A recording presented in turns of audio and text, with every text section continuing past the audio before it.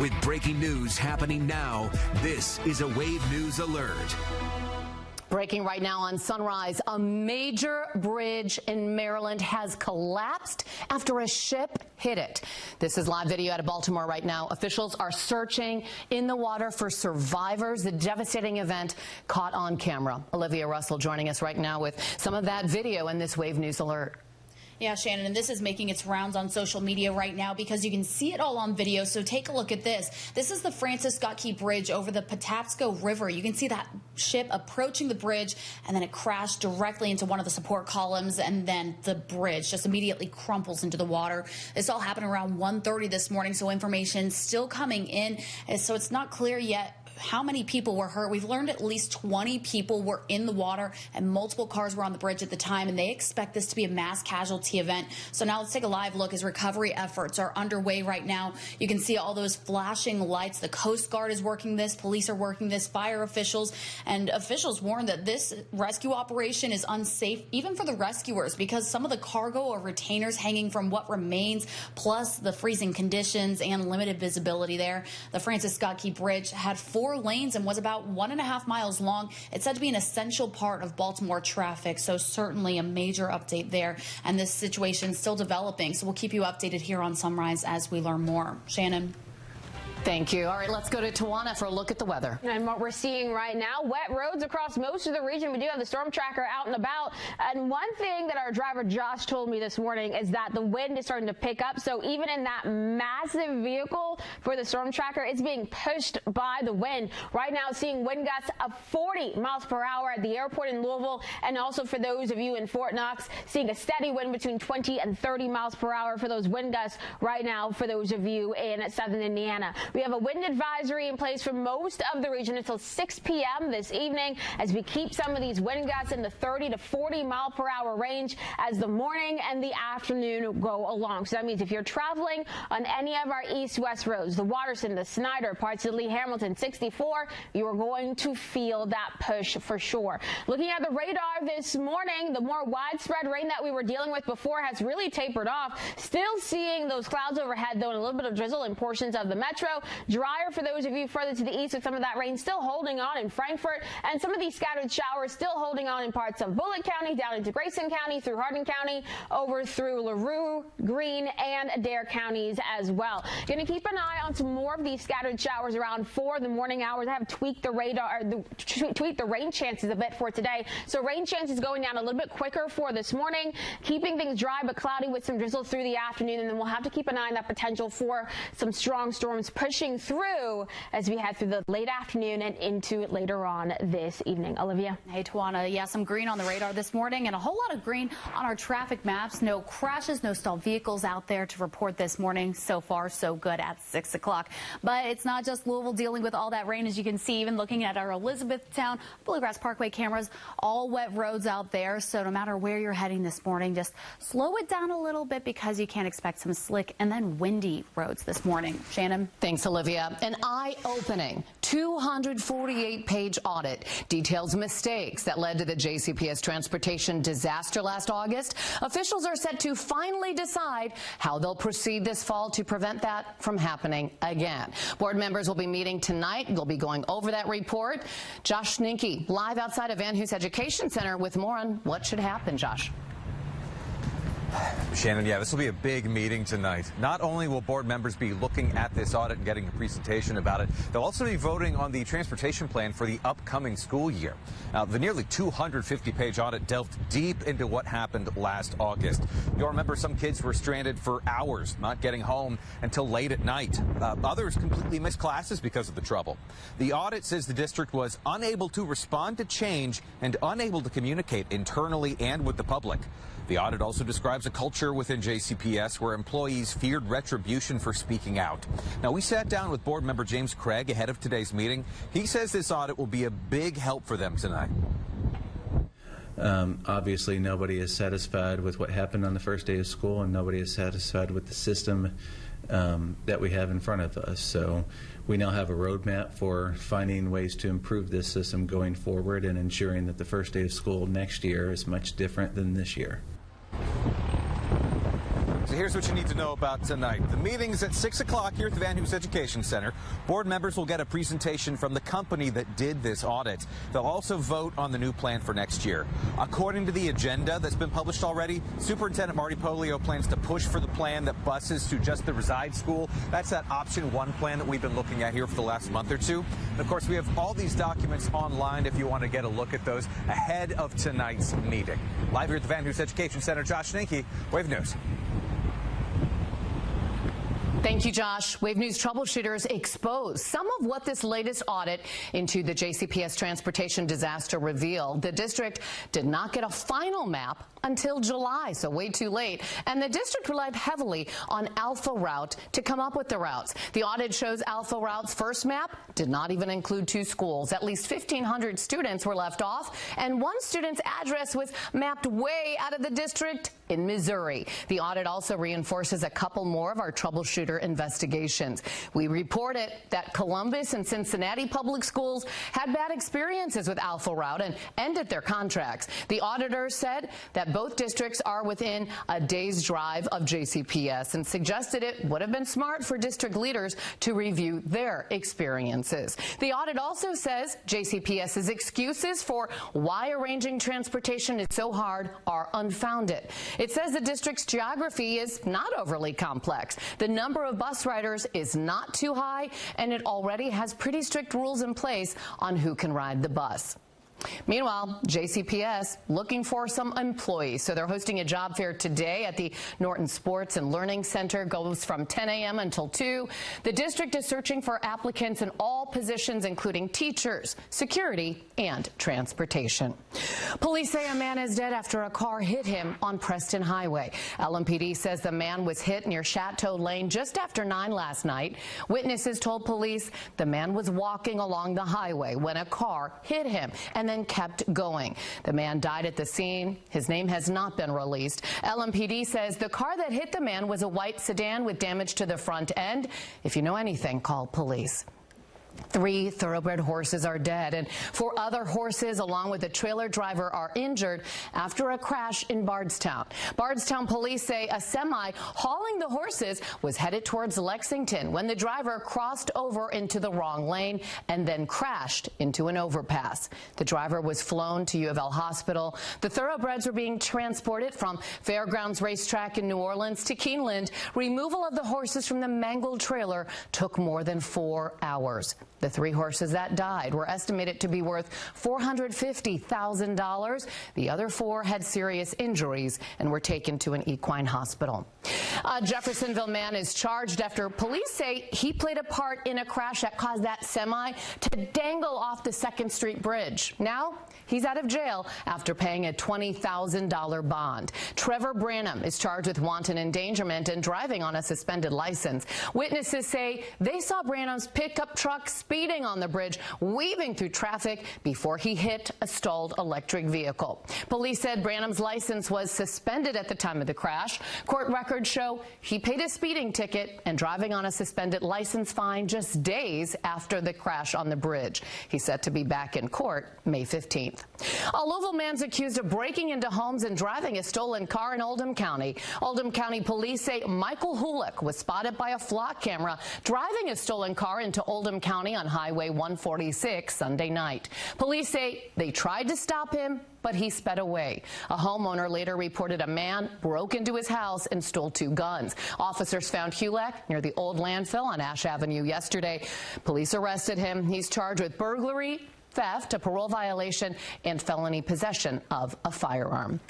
People living at Dosker Manor Apartments are worried a new plan to create a safer environment at that complex will not lead to meaningful change. The safety plan includes officer foot patrols, implementation of a no trespassing policy, additional training for security guards, and a lease enforcement policy. We've reported on multiple problems inside the apartments, including drug dealing, poor maintenance, and a woman shot inside her apartment just last week. At a safety meeting yesterday, people who live at Dosker Manor say they're tired of waiting for change. One person there, the woman who was shot in her apartment. Rosalind Smith says she's doing better, but she is worried about her safety. I done attend like 6 or 7 meetings, and they all different, but everything is still the same in Doscar Manor.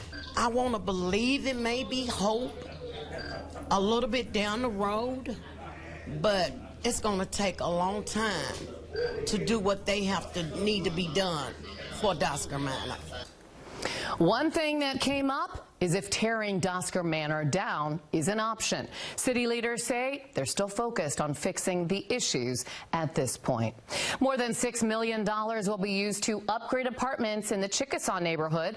The nonprofit New Directions was given that money from the U.S. Department of Housing and Urban Development. Several apartments will now be able to receive utility efficiency and renewable energy upgrades. New Directions CEO says this also gives people some stability. Safe, secure, and affordable housing is foundational for vital communities. It is critical to better health and fosters opportunity for individuals and families to build a brighter future. New Directions is also hoping to secure more than $8 million so they can expand that program.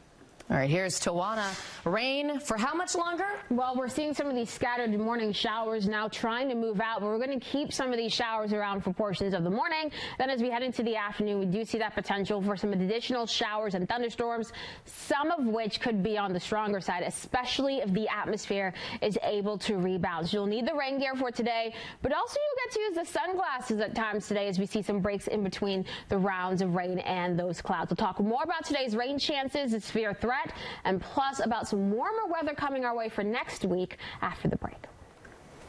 April is Earth Month, and the zoo is celebrating by having a party. We'll tell you all about that coming up on Sunrise. This newscast is sponsored by Morgan & Morgan, America's largest injury law firm. Now, Wave News. Good morning, 6:13, and the Louisville Zoo is getting ready for a month-long celebration of the Earth. The annual Party for the Planet kicks off next Monday. Children can enter a contest, too, to show off what they're doing to make our community a cleaner and greener space. 4 winners will get a Zoo Prize package and be invited to a special press conference celebrating Earth Month on April 21st. To see all the events going on, just go to wave3.com. Very fun. All right, let's check in right now with meteorologist Tawana Andrew. We have a lot of stuff going on in the month of April, don't we, including the total solar eclipse. We do, and we need the weather to behave, but we know that it's very difficult for that to actually happen around here. So we're going to keep our fingers and toes crossed, basically, as we head over the next month, then even into Derby, too, because I can't forget about that. Right now, we're keeping an eye on this massive system and a cold front off towards our west. This will eventually move in later on today, but out ahead of it, we have been dealing with some of this widespread rain for the overnight earlier this morning. Now that rain is starting to taper off across the region. So for those of you in southern Indiana towards the metro, you're drier right now, but we're still seeing some of that light rain towards Hodgenville, Greensburg, Fry, and also for those of you in most of Adair County dealing with that moderate rain across your area right now. The storm tracker out on the roads, you can see some of those low clouds hovering overhead, some breaks in the clouds as well. But the thing that's going to be more impactful for you for this morning, in addition to the wet roads, will be the wind. We have a wind advisory in place across the majority of the region until 6 p.m. this evening. Right now, we're seeing wind gusts of 40 miles per hour in Louisville and into Fort Knox, 28 miles per hour in North Vernon, 20 miles per hour for Paoli. And over the next 12 hours, we'll continue to keep an eye on some of these wind gusts between 30 and 40 miles per hour as we get through the morning. A little bit weaker for this afternoon with some of these gusts just hovering around the 30 mile per hour mark.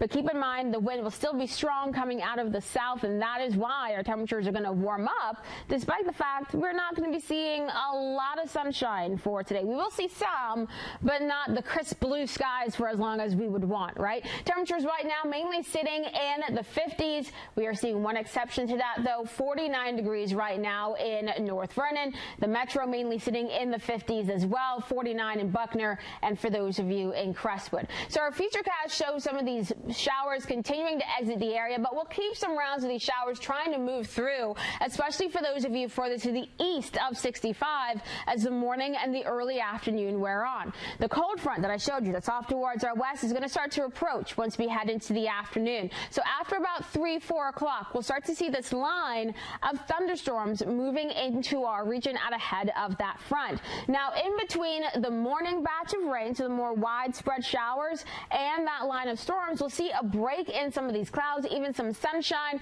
as temperatures do their best to climb into the 60s for most of us for highs. I would not be surprised if some of our more southern counties and even parts of the metro try to get closer to 70 degrees for today. Once we get through the late afternoon into the evening, we'll see some more of these storms racing through, some of which could be on the stronger side. By the time we reach 8 p.m., that rain will be out of here. We'll still see some partly cloudy skies for the overnight.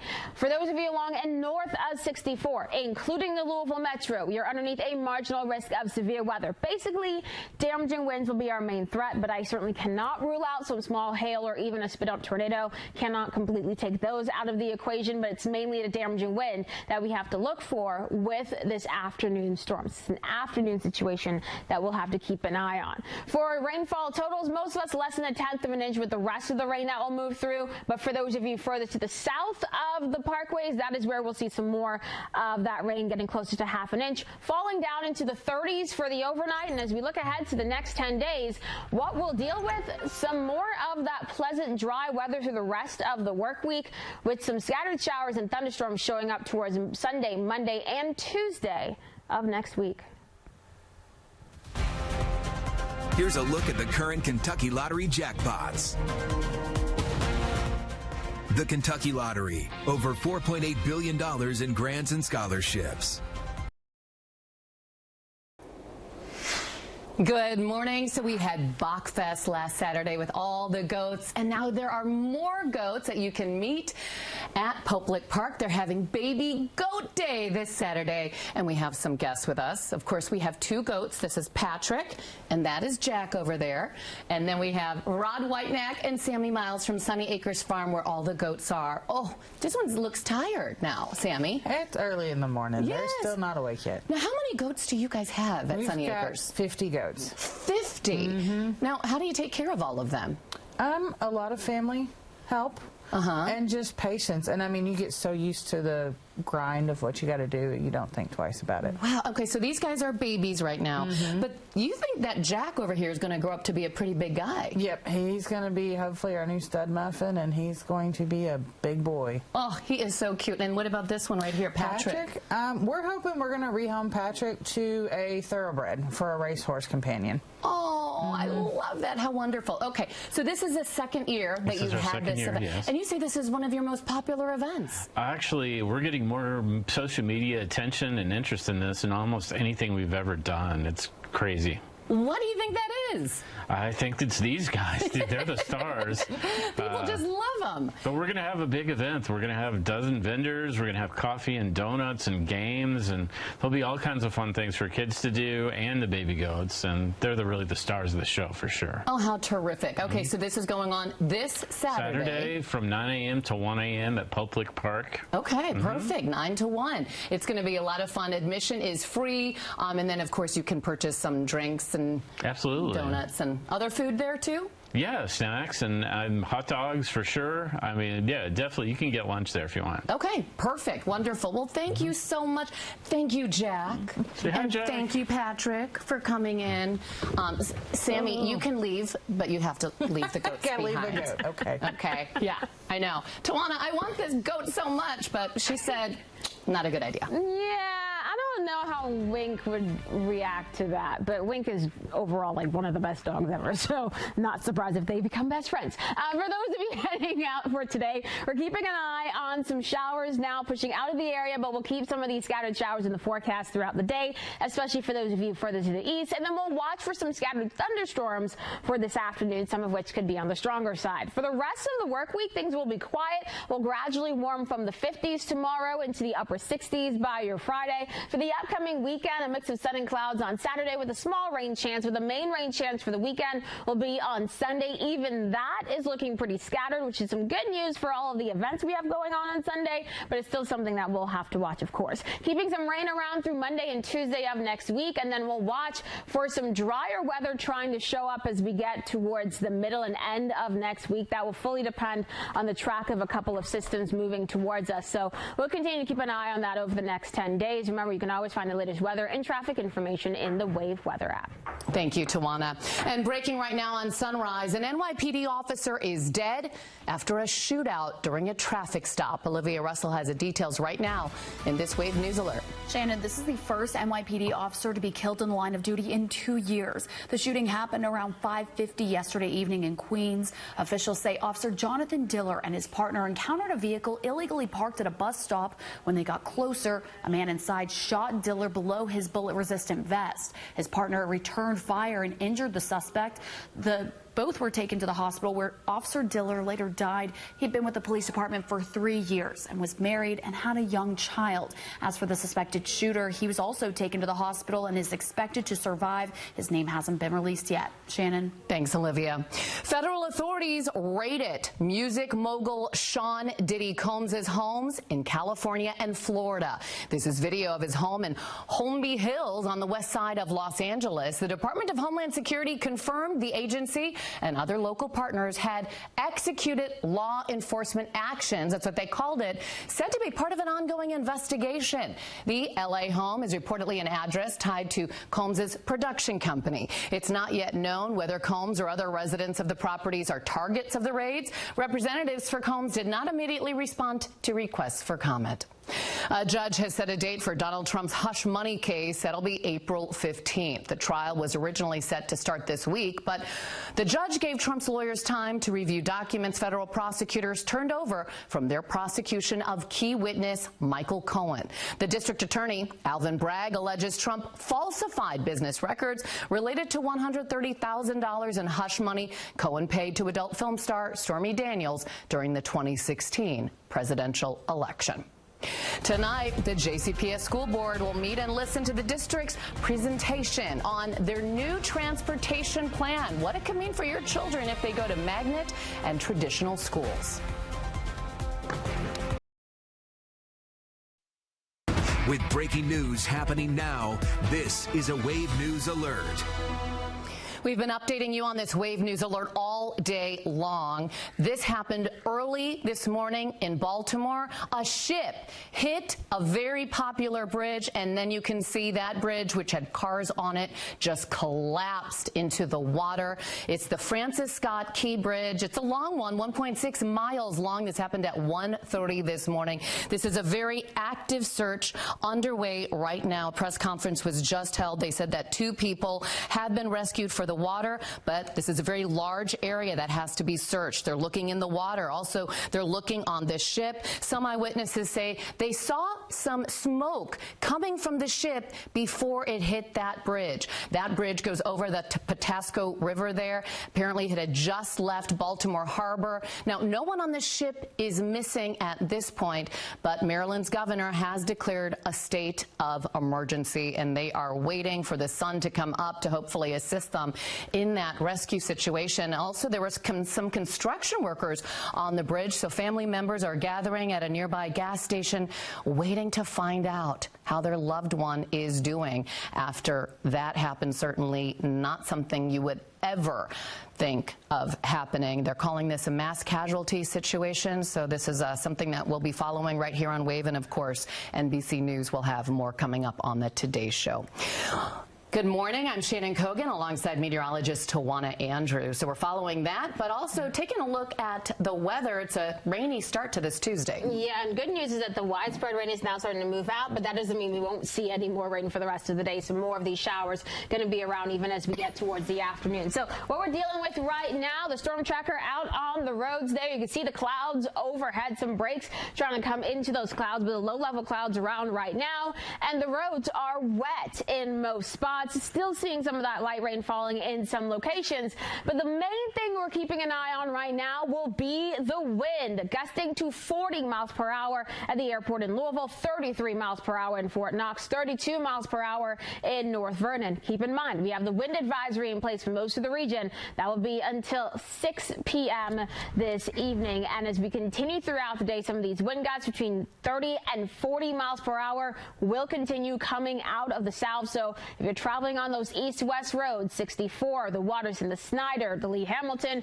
you will feel the impact from this. I felt it driving around yesterday, something that you're going to feel again this morning. I mentioned the showers trying to move out. We had the widespread rain earlier this morning. Some of these showers still stretching from Munfordville to Springfield to Greensburg to Columbia. Pretty light as of right now. As the day continues, here's what we're going to see. Keeping some of these scattered showers around for the morning hours, and even as we get towards lunch, some areas further to the east of 65 could still see some of these showers around. Once we get into the late afternoon and early evening, this is when the cold front will start to approach, and it will bring the potential for some scattered strong thunderstorms into our forecast. We do have a marginal risk of severe weather for those of you along and north of 64. Damaging winds will be our main threat, but we also have to keep an eye on that hail threat and the isolated tornado threat as well. Looking ahead to the next few days, we'll see more of that sunshine for your Wednesday and Thursday. Cooler for those 2 days, but at least we will get the drier weather back into the forecast once we get into tomorrow. Olivia. Hey, Tawana, yeah, you mentioned that break in the rain happening right now, but still a few things we want to keep you updated on traffic. So first, let's take you here to 64 headed eastbound to 65 north. It looks like we have a crash that has shut down that ramp there right before the bridge. So all lanes are blocked. We're told there are 2 vehicles involved, and we're keeping an eye on that situation this morning. Also taking you to the ramp from 71 to the Gene Snyder. Looks like they have a lane or a shoulder blocked there right by the entry ramp this morning. So a couple of things to keep your eye on. Shannon. Thanks, Olivia. JCPS board members will have their first chance to go over the new transportation audit tonight. That report looks into the failures that led to last August's transportation mess. We have news reporter Josh Ninke is outside the Van Hoos Education Center this morning with more, and that meeting taking place starting at 6 tonight. That's exactly right, Shannon. Yeah, and you might remember things were so bad last year that they had to actually cancel school for a few days so they could get that plan up and running and fixed. Now they're going to use this audit to help come up with their new plan. Now, board leaders will get a presentation tonight from the company that did this audit, put that together. And we've been going over the almost 250 pages, and it has a lot to say. Before that catastrophic breakdown, the audit found a lack of training, a lack of preparation, and, quote, little in the way of active project management. The report contained results of a survey by auditors showing JCPS principals were surprisingly cut out of the decision-making process. Here's what board member James Craig had to say about the report's finding of a lack of leadership. I think that's a dumbed-down way of saying what the audit actually found. There's 200 pages of specific findings that our competent administrators are working their way through right now. So here's the plan for tonight. Meeting is at 6 o'clock here at the Van Hoos Education Center. Board members will get a presentation from the company that did the audit, go more in depth. They'll also vote on the new plan for next year. According to the agenda, Superintendent Marty Pollio plans to push for the plan that buses to just the Reside School. That's the option 1 plan that they've been discussing for several months now. It also cuts out a fair amount of bus routes as well. Now, we have the entire audit and the breakdown of those transportation plans available for you right now at wave3.com. If you want to take a closer look at those. Live here at the Van Hoos Education Center, Josh Ninke, Wave News. Thank you, Josh. Boy, you hear that wind whipping there. Whew. Governor Beshear announced several economic projects that could bring thousands of jobs and potentially billions of new investments for the Commonwealth. Kentucky was approved for up to $961 million in federal grants from the Department of Energy. Part of those funds will go to building a new recycling plant in Shelbyville for Wieland North American Recycling. It's a company that's already committed committed to expanding their business with support from Kentuckians. It was 2021 when Velan announced it was moving its North American headquarters to Kentucky, and it's already filled more than 40 positions with the desire to fill more. It's pretty exciting when a company like this chooses us for their North American headquarters and then sees us as the right potential site to grow its business in such an exciting way. The new plant will mainly recycle copper and other mixed metals used in electric vehicles and semiconductors. It's expected to bring about 200 new jobs. The Kentucky House passed legislation to establish the Ashanti Alert System. It's Senate Bill 45. The bill cleared the Senate and the House. It was inspired by Ashanti Billy. The 19-year-old was kidnapped and murdered by a retired Navy vet. It is designed to prevent similar fates by extending a lifeline of alert systems to at-risk adults. The bill presents a solution to enhance the safety and well-being of Kentucky citizens. It now heads to Governor Beshear for consideration to become law. Indiana's Governor Holcomb is giving his first thoughts on the upcoming primary election. Governor Holcomb is giving up his seat in November because of term limits. 6 Republicans, 2 Democrats, and 1 Libertarian are all on the May primary ballot trying to become his successor. Holcomb gave some advice to the candidates in a post on X. He says they should not rely on slogans or empty campaign promises. He says he wants to see plans for child care and early learning and economic growth before he shows support to any candidate. The Indiana primary is May 7th. U of L medical students have created a project to give those in need better access to feminine hygiene products. It's essentially a tiny library box filled with products. Students are looking to offer support to those who may be low income or homeless. Those responsible for getting this box built say, although it's meant to provide access for women's health, they've made sure to stock up on something for anyone who may need a positive moment in their day. And so even though we have feminine hygiene products inside these boxes, we have inspirational cards. So if anyone ever needed an uplift or needs something to like uplift them, they can just take a inspirational card or a heart to know that they are cared for. There are 2 boxes on U of L's campus, one on Chestnut and Floyd Streets and another at Preston Street and Muhammad Ali Boulevard. It's 6:39. And here's Tawana taking a look at the next 12 hours. And what we're going to see, some scattered showers around for the morning, and then we'll watch for some scattered thunderstorms possible for this afternoon. Highs today for most of us will be in the 60s. Now, as we look ahead, we have more of that dry, pretty pleasant weather in the forecast. Let you know how long that's going to last after the break.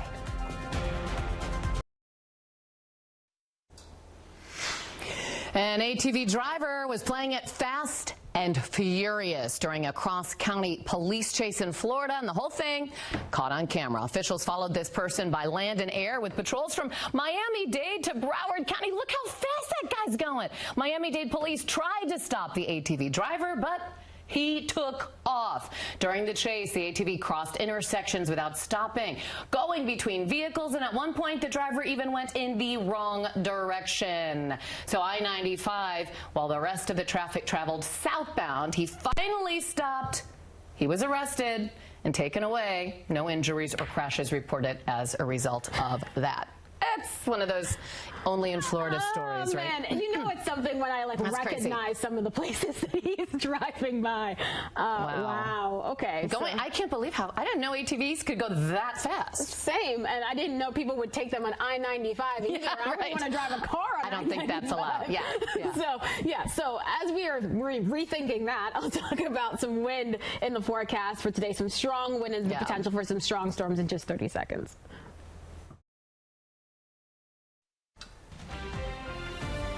Good morning, meteorologist Tawana Andrew here with a check of your forecast and what we have going on. This massive system to our west, slowly but surely creeping towards us. And right now, the more widespread rain that we were dealing with is now moving out of our region, but we're still watching this band of thunderstorms that will push our way later on today. What we're seeing right now, though, mainly just talking about the clouds overhead and watching for the widespread rain moving out with some showers still lingering for those of you further to the south of the Parkway. So from from Hodgenville to Munfordville and over towards Columbia and Lebanon, you're still seeing some of these scattered showers in your area. The rest of us mainly dry as we're kicking off our day. Looking at what we're seeing on the storm tracker right now, things rolling on 65 heading southbound, seeing some of those low hanging clouds there overhead. But the thing that you'll notice as you're heading out is how quickly these clouds are racing overhead as we're dealing with these strong wind gusts. A wind advisory is in place across the majority of the region lasting through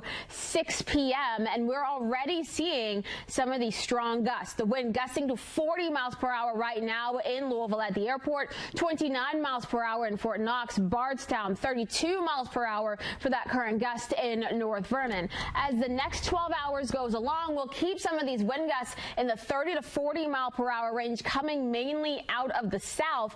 And with that, yes, we'll keep our temperatures mild throughout the day today, but this will also make it a little bit more difficult if you're traveling on any of our east-west roads and even on some of those overpasses as you're traveling through portions of downtown Louisville. So keep that in mind. Temperatures mainly sitting in the 50s right now, but watching North Vernon where it's currently 49 degrees. Our futurecast shows that the widespread rain, yes, continuing to exit the region as we get closer to 7 a.m. But we'll keep some of these scattered showers rolling through for this morning, especially for those of you further to the east of 65 and more so south of the parkways. Getting towards 2, 3 o'clock in the afternoon, still some of these showers for those of you further to the east, while it will be warmer and drier further to the west. Then we get after 3, 4 o'clock for this afternoon. This is when we'll see that band of storms that we were watching off towards our west marching into our region, keeping an eye on those really from the 3, 4 o'clock time frame this afternoon through about 8 p.m. Once we get past 8 p.m., most of the rain will be long gone and our temperatures will be dropping. In between this morning's rounds of rain and the storms for later on this afternoon, we can see some sunshine across the area as we climb into the 50s and then the 60s for our highs later on today. Now, what we're going to be looking at for the marginal risk of severe weather, it's mainly for those of you along and north of 64, and for those afternoon storms, damaging winds will be the main threat if any of these storms become severe, but I certainly cannot rule out a chance for some small hail or even a spin-up tornado. But overall, it's mainly the damaging wind threat. What we're looking at, rainfall totals for the rest of the day, most of us less than 1/10 of an inch, but for those of you south of the parkways, you can see closer to 1/2 an inch of additional rainfall. We'll fall down into the 30s once we get into tonight, and here is your 10-day. We'll be talking about some more sunshine gradually coming into the forecast tomorrow with highs in the 50s, near 60 with a lot more sun and blue sky on your Thursday, warming up into the low 70s to start the weekend. Some scattered showers and thunderstorms possible Easter Sunday, but not looking like a washout, and we'll watch some rain chances towards Monday and Tuesday of next week as well. Shannon, check out that Monday high, 76 degrees. Ooh. Wow. All right. Thank you. An Indiana teen was remembered and honored Monday. 18-year-old Carson Hughes' visitation and funeral happened in Ripley County, Indiana. Hughes was found dead on Sunday, March 17th, in 6 feet of water in Versailles Lake. The Indiana Department of Natural Resources says his cause of death is thought to be from cold water drowning. His kayak was found on the water nearby. He was an artist and photographer. His photos were displayed at his visitation. His father says his son's spirit will live on through his work. The Louisville Muhammad Ali Airport expecting a very busy weekend as some families are heading out for spring break. More than 36,000 people are expected to fly between this upcoming Thursday through Sunday, and that is up 13% from the start of spring break week last year. Florida, the most popular destination with 9,000 departing seats. Spring break travelers will notice some changes too near TSA with double the queue lanes. Good news, but the longest screening lines happen early in the morning. So if your flight leaves before 8:30 in the morning, it's recommended you get to the airport 2.5 hours before your flight. Louisville health leaders are asking anyone traveling during spring break to make sure they've gotten a measles vaccination. The CDC reports 58 measles cases have been reported in 17 states so far this year. The agency says most of the cases have been linked to international travel and have been among children who had not been vaccinated. There have been no confirmed cases in Kentucky. One case was found in northern Indiana earlier this year. The Metro Department of Public Health and Wellness says they do have appointments available if you need a measles shot. Now here's Olivia taking a look at the big stories we're following today, especially this one from Baltimore. Olivia.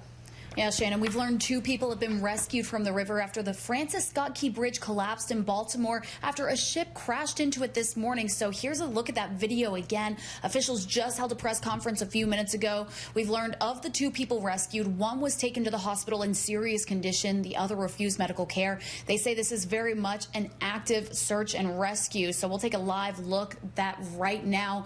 A large area has to be searched, including the surface of the water, below it, and the deck of the ship. Plus, they're dealing with really cold water there that's making it really difficult and dangerous for people. No one on the ship is reported to be missing, but there were several construction workers on the bridge at the time of the crash. Eyewitnesses say they thought they saw smoke coming from the ship just before it hit the bridge. Officials are still looking into the cause of that crash, but they don't believe it was intentional. The Maryland governor has declared a state of emergency. Stick with us. Shannon will have more local stories coming up in your Wake Up Watch List.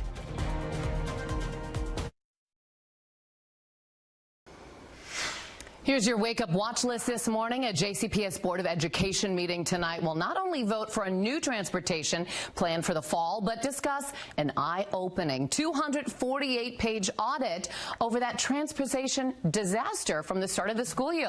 You remember some children were stranded for hours, some didn't get home until about 10 p.m. Others missed classes entirely because of it, and they even had to cancel school to get it all sorted out.